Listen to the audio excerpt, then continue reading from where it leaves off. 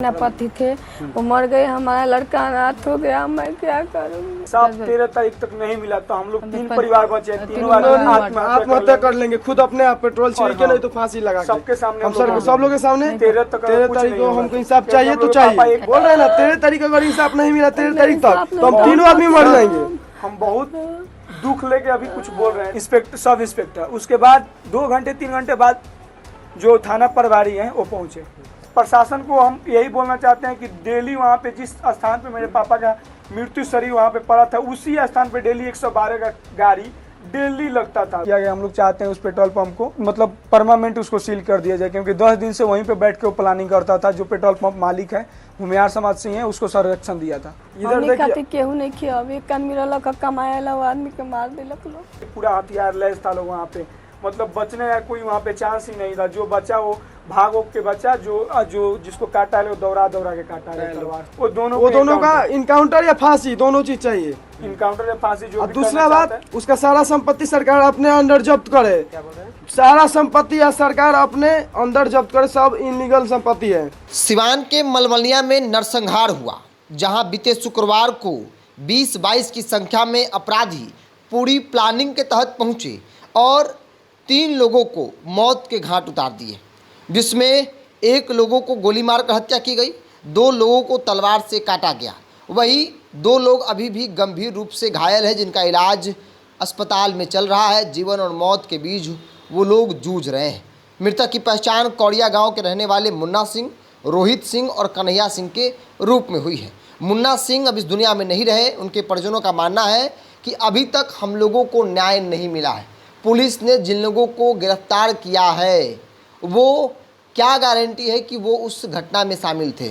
मुख्य आरोपी अभी भी फरार है, जिनका नाम लेकर लगातार मीडिया में जो लोग हैं वो आरोप लगा रहे हैं कि ये लोग पहले से इस तरह के प्लानिंग करते आए हैं। पुलिस पूरी तरीके से फेल आई। पुलिस को हम लोगों ने कई बार सूचना दी, बावजूद इसके पुलिस ने हम लोगों की सुरक्षा के लिए कोई काम नहीं किया।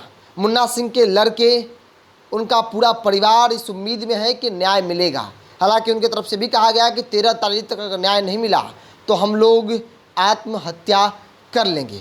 क्या कुछ कह रहे हैं मुन्ना सिंह के दोनों लड़के और पत्नी, उनके पूरे बयान को आप सुनिए।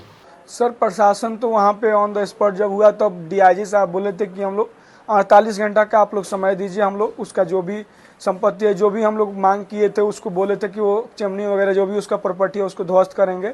और पेट्रोल पंप पे जिस पे उसका रणनीति बना, ये प्लान बनाया जहाँ पे उसको सील करेंगे, लेकिन उसको फिलहाल 7 दिन के लिए ही सील किया गया। हम लोग चाहते हैं उस पेट्रोल पंप को मतलब परमानेंट उसको सील कर दिया जाए, क्योंकि 10 दिन से वहीं पे बैठ के वो प्लानिंग करता था। जो पेट्रोल पंप मालिक है हुमियार समाज से है, उसको संरक्षण दिया था। जो मुख्य आरोपी हैं वो गिरफ्तार हुए हैं? सर अभी तक तो हम लोग कुछ जानकारी नहीं मिला, बस इतना बताया गया कि 6-7 लोग को गिरफ्तारी हुआ, लेकिन हम लोग को लगता है कि संदिग्ध में पुलिस हम लोग को बताए कि किसका गिरफ्तारी हुआ है नाम लेके, क्योंकि संदिग्ध में पुलिस किसी को भी उठा के बोल सकती है कि हाँ हम गिरफ्तारी किए हैं 7 लोग को। उससे पैसे पता हम लोग को कैसे चलेगा? हम लोग को जो शत्रुघ्न सिंह है और केदार सिंह, उसको इनकाउंटर की हम लोग को, और इनकाउंटर नहीं तो उसको फांसी की सजा होना चाहिए, और हम लोग को कुछ नहीं चाहिए। प्रशासन और सरकार से क्या उम्मीद है आपकी? सरकार से हम लोग को तो कुछ उम्मीद नहीं है। सरकार जो अपना कानूनी कार्रवाई है वो करे, लेकिन इस पे हम लोग को मेन यही है कि हम लोग को उसको अगर फांसी की सजा और उसको उम्र फांसी की सजा और इनकाउंटर नहीं होगा तो हम लोग 13 तारीख तक हमारा भाई और मेरी मम्मी आत्महत्या कर लेंगे सबके सामने, क्योंकि हम लोग के पास दूसरा कोई ऑप्शन नहीं बचा है। अगर हम लोग के पिता ही नहीं रहे तो हम लोग कमा के क्या करेंगे? आत्मसम्मान के लिए हम लोग जीते थे। मम्मी बोल रही है कि वो मरना चाहिए। भाई हैं, हम मम्मी की तरफ से बोल रहे हैं कि अगर इंसाफ 13 तारीख तक नहीं मिला तो हम लोग 3 परिवार बचे, तीनों आत्महत्या कर लेंगे खुद अपने आप पेट्रोल छिड़क के, नहीं तो फांसी लगा सबके सामने, हम सब लोग के सामने। 13 तारीख को हमको इंसाफ चाहिए तो चाहिए। थे कमाने वाले हम लोग पे आगे कौन देखेगा बताइए? हमको इंसाफ चाहिए, नहीं तो हम लोग आत्महत्या कर लेंगे तीनों आदमी। दोनों भाई जो है केदार सिंह, शत्रुघ्न सिंह, वो दोनों का इनकाउंटर या फांसी दोनों चीज चाहिए। इनकाउंटर या फांसी जो। और दूसरा बात, उसका सारा संपत्ति सरकार अपने अंदर जब्त करे। क्या बोल रहे हैं? सारा संपत्ति या सरकार अपने अंदर जब्त करे, सब इनलीगल संपत्ति है, कुछ उसका अपना नहीं है। सब चोरी चमारी लुटाया संपत्ति है, कुछ उसका अपना नहीं है। ठीक है ना? कमाने वाले मर गए, हम लोग अपने पति थे, वो मर गए, हमारा लड़का अनाथ हो गया, मैं क्या करूँ। हम बोल रहे हैं ना 13 तारीख अगर इंसाफ नहीं मिला 13 तारीख तक इंसाफ तो हम नहीं तीनों आदमी मर जाएंगे। हम बहुत दुख लेके अभी कुछ बोल रहे हैं, ठीक है। हम लोग को तो हम लोग 13 तारीख तक इंतजार कर सकते हैं, 13 तक कुछ नहीं होगा। उसके बाद हम लोग फांसी लगा लेंगे या आत्महत्या कर लेंगे। आत्महत्या हम लोग 3 बार आत्महत्या क्योंकि कर हम लोग के आगे पीछे कोई नहीं है, तो हम लोग को जीने से कोई मतलब हम लोग नहीं। सच बता रहे हैं, आत्महत्या कर लेंगे। कि आपके पिताजी की हत्या हो गई। हम लोग को पता चला, गांव वाले जो थे वो कॉल किए कॉल किए। कि मुन्ना भैया वहाँ पे बैठे थे, वो नहीं बचे। मेरे पापा का मुन्ना नाम था। हाँ, तो हम लोग ऐसे दौड़ते दौड़ते गए। नहीं, दारू का मैटर नहीं, दारू का मैटर था। तो कोई हम लोग के गांव में आज से 6 महीना पहले एक दारू कांड हुआ था, उसमें कुछ लोग मरे थे। तो दारू फिर बेच रहा था, तो इसी को ध्यान में रखते हुए गांव वाले बोले थे कि उसको पकड़वा दिया जाए कि ताकि दारू ना बेचे, नहीं तो फिर ऐसा कांड हो सकता है। इसीलिए दारू के मैटर में उसके भाई को, छोटा भाई है माजिल भाई, उसको पकड़वा दिया गया था। इसी को लेके आप लोग पुलिस को सूचना हाँ सूचना देके पकड़वा दिए थे लोग। सूचना दिए थे कि वो दारू बेचता है, तो पकड़ा गया। उसको उसी बात का दुख था कि क्यों पकड़वाया लोग। इसी को मद्देनजर रखते हुए वो अपना सब कुछ काम किया है। और हथियार ले, जैसे कि हम लोग को लोग बता रहे हैं कि पूरा हथियार लेस था लोग वहाँ पे, मतलब बचने का कोई वहाँ पे चांस ही नहीं था। जो बचा वो भागो के बचा, जो जिसको काटा है वो दौड़ा के काटा है तलवार से। निर्मम हत्या किया गया। प्रशासन अभी तक क्या कर रही है? प्रशासन को हम यही बोलना चाहते हैं कि डेली वहाँ पे जिस स्थान पे मेरे पापा का मृत्यु शरीर वहाँ पे पड़ा था, उसी स्थान पे डेली 112 का गाड़ी डेली लगता था 24 आवर्स। वहाँ से कल नहीं लगा था। पहले जिस दिन घटना हुआ, पहले थाना में बताया गया था कि सर जाइए, वो एक पंच गाड़ी लगा है, जिससे कुछ पब्लिकेशन दिया गया था 4 दिन पहले, क्योंकि हमारे गाँव के एक लड़के को कुछ दिन पहले पकड़ के वो मारा था बहुत बेरहमी से।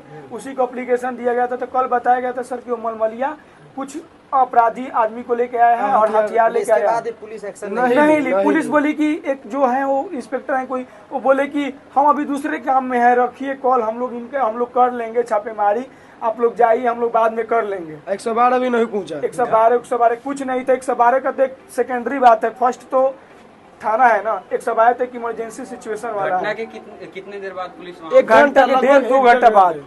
उसके बाद वो भी प्रभारी नहीं पहुंचा, एक नॉर्मल कोई पुलिस स्टाफ पहुंचा, इंस्पेक्टर, सब इंस्पेक्टर। उसके बाद 2 घंटे 3 घंटे बाद जो थाना प्रभारी हैं वो पहुंचे। अच्छा, आप क्या बोलिएगा अंतिम रूप से, सरकार को क्या बोलिएगा, क्या चाहते हैं? फांसी चाहते हैं उसको, फांसी फांसी नहीं तो इनकाउंटर उनको चाहिए। मम्मी 13 को तारीख तो बोलने में बहुत असमर्थ है। इनको मतलब बोली नहीं निकल रहा है इनका। मतलब बोल नहीं, बार बार रोज आ रहे हैं, बताइए। बार बार मतलब आंसू आ रहा है आपके आँख से। इधर खातिर केहू नहीं किया। अब एक आदमी रहलक कमाए वो आदमी के मार दिलक लोग। हाँ, इधर आइए। हम दोनों लड़का हम लोग बोल रहे हैं ना, अगर 13 तारीख तक कुछ सरकार नहीं किया ना तो हम लोग तीनों परिवार आत्महत्या कर लेंगे। लास्ट यही बात है, आत्महत्या कर लेंगे, मतलब कर लेंगे।